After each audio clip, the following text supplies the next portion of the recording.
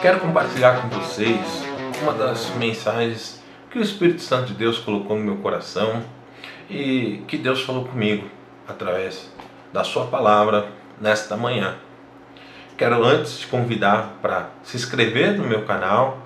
Se essa mensagem falar com você, deixa a sua curtida. E se você acreditar que essa mensagem pode ser usada para edificar a fé de outra pessoa, por favor, compartilhe essa mensagem. O texto que eu vou ler com vocês agora, ele está lá em Juízes, capítulo 2, versículo 1 e 3. Eu vou ler. O anjo do Senhor subiu de Gilgal a Boquim e disse aos israelitas: Tirei vocês do Egito e os trouxe a esta terra que jurei dar a seus antepassados. E afirmei que jamais quebraria a minha aliança com vocês. De sua parte, vocês não deviam fazer aliança alguma com os habitantes desta terra, mas sim destruir seus altares, porque vocês desobedeceram a minha ordem.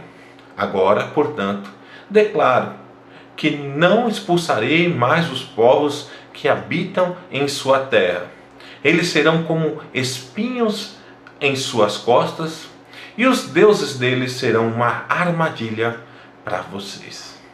Então veja aqui que esse é um momento onde Josué tinha acabado de falecer.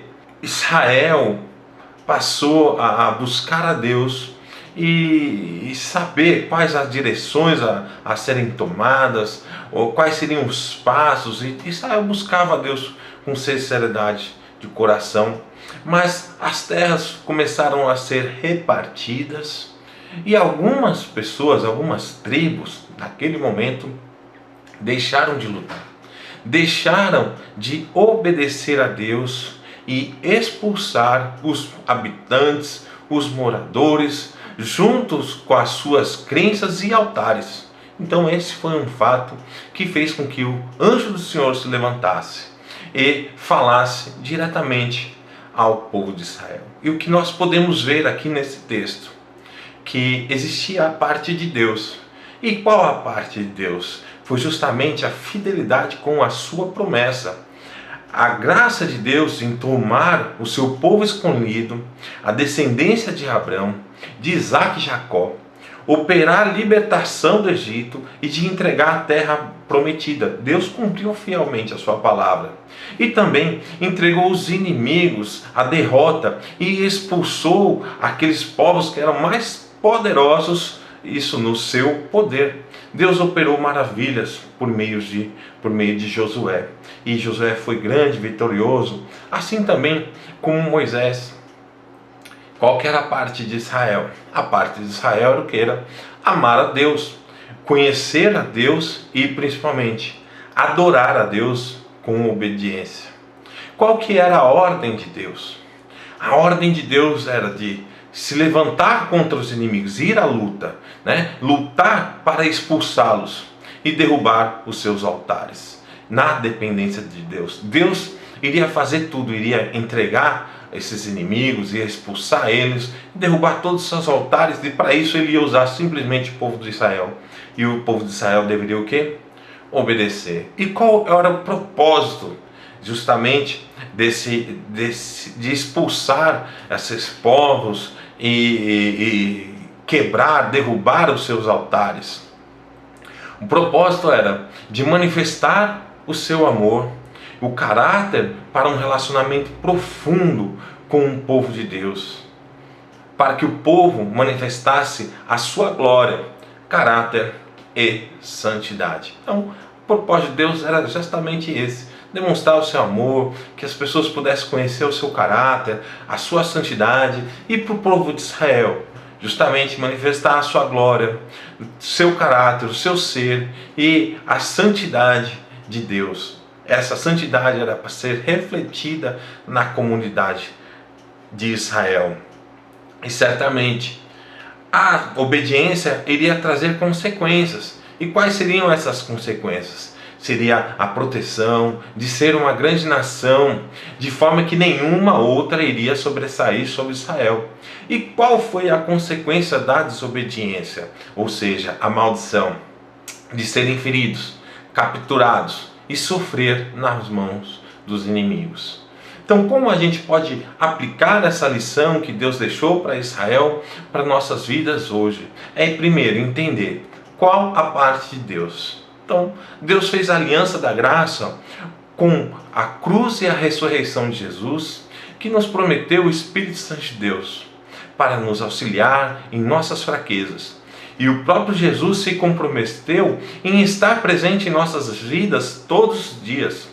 Deixou o seu corpo, que é a igreja, deixou pastores e líderes para ensinar e cuidar do seu povo, para conduzir o seu povo ao crescimento espiritual e em santidade para Deus.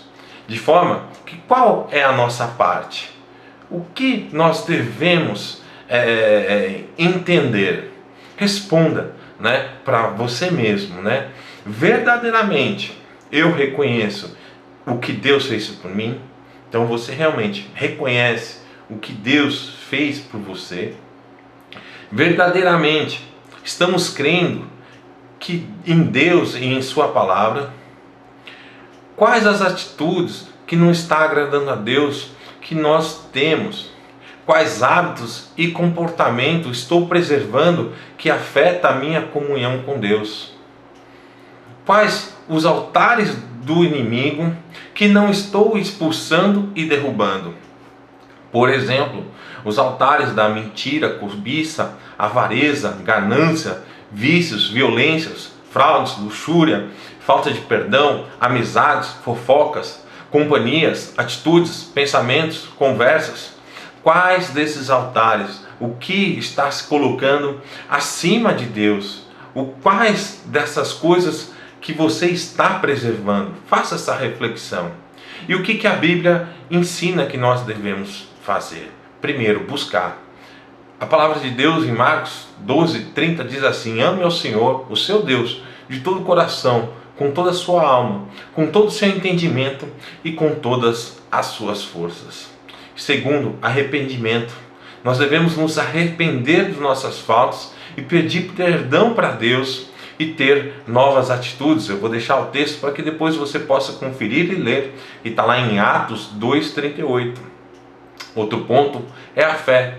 Confiar em Deus e nas promessas de Deus. Vocês podem conferir depois os textos de Provérbios 3, de 5 a 6, Salmos 56, versículo 4 e Marcos, capítulo 11, versículo 22.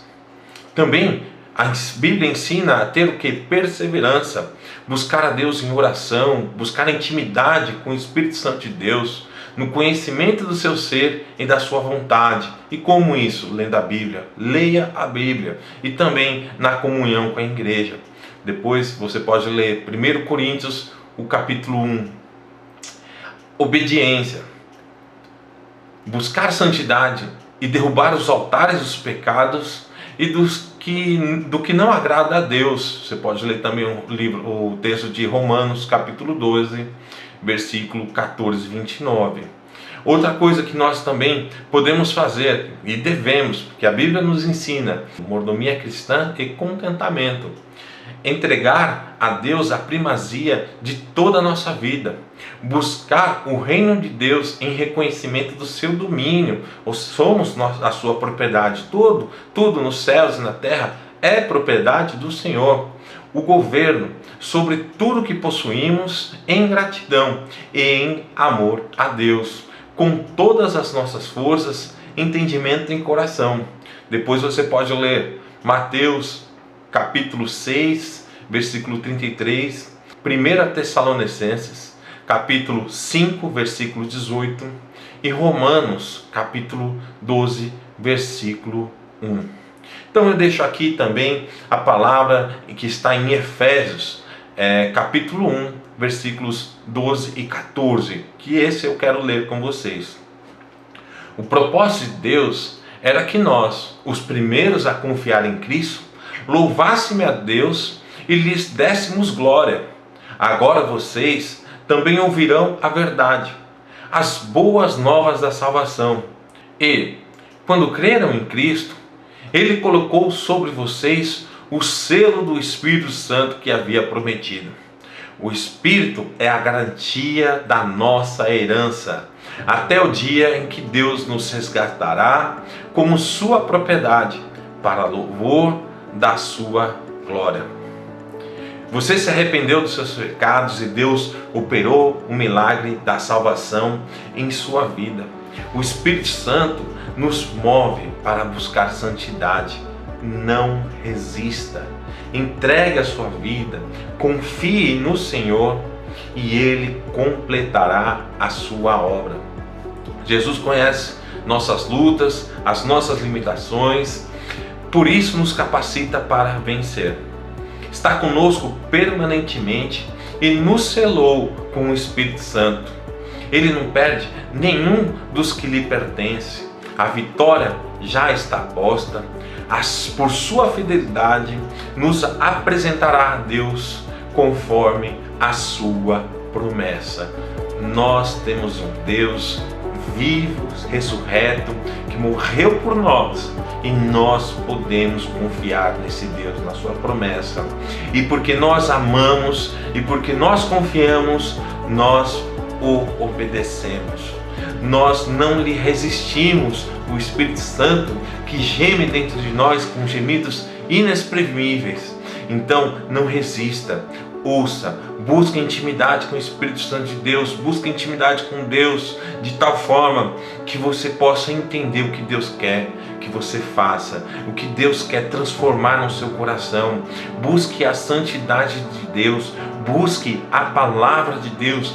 Deus vai iluminar os seus caminhos e firmar os seus pés e derramar bênçãos, porque os pensamentos de Deus são de bênçãos sobre nossas vidas, até o dia que Ele cumprirá a maior das suas promessas, que nós estaremos com Ele eternamente em sua presença.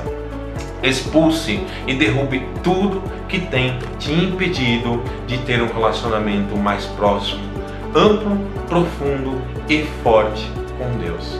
Espero que o Espírito Santo de Deus possa colocar no seu coração, te machucar o teu coração, para que você possa entender e mudar a sua atitude. E assim como eu, buscar santidade. Nós não somos perfeitos, mas nele nós podemos e alcançamos a justificação. Deus sabe das nossas fraquezas, das nossas lutas, e está conosco e está com você. Deus abençoe, um grande abraço e que Deus possa te direcionar até o dia do seu retorno. Em nome de Jesus.